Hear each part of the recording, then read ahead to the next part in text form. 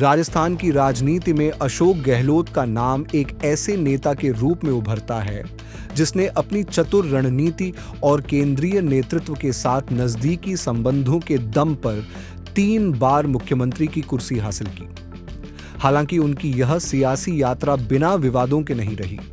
गहलोत की कथित चापलूसी और केंद्रीय नेतृत्व के साथ उनके संबंधों ने उन्हें राजस्थान में एक मजबूत आधार तो दिया, लेकिन सचिन पायलट के साथ उनकी टक्कर ने कांग्रेस की आंतरिक राजनीति को बार बार हिलाकर रख दिया।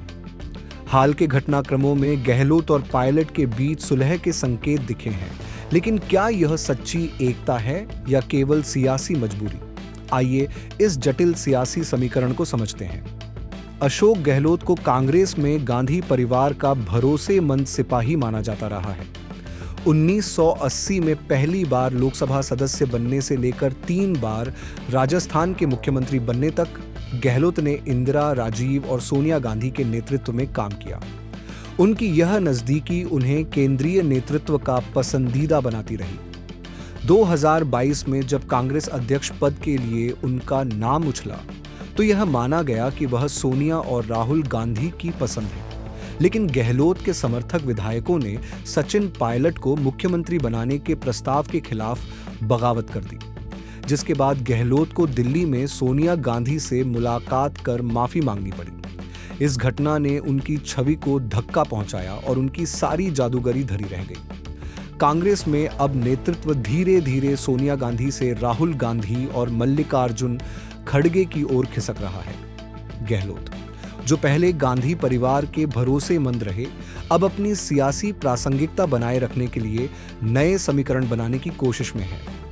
2023 के विधानसभा चुनाव में कांग्रेस की हार के बाद गहलोत को राष्ट्रीय गठबंधन समिति में शामिल किया गया, लेकिन उनकी सक्रियता राजस्थान तक सीमित रही।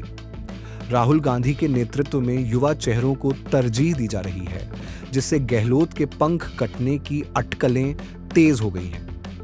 गहलोत की यह पराजय केवल दिल्ली में नहीं हुई है, बल्कि राजस्थान में भी उनकी सत्ता की नींव दरकती दिख रही है। सबसे बड़ी चुनौती उन्हें सचिन पायलट के रूप में मिली, जिन्होंने 2018 में पार्टी को सत्ता में लाने के लिए लंबा संघर्ष किया था।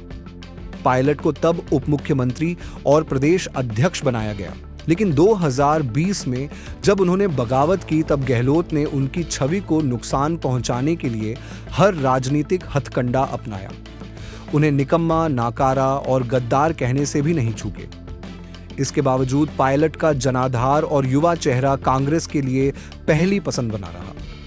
बीते दिनों राजेश पायलट की पुण्यतिथि पर दौसा में गहलोत और पायलट एक मंच पर नजर आए। गहलोत ने कहा कि हम कभी दूर थे ही नहीं, जबकि पायलट ने एकता और युवा नेतृत्व पर जोर दिया। यह घटना राजस्थान के महत्वपूर्ण दिनों में शामिल हो गई है।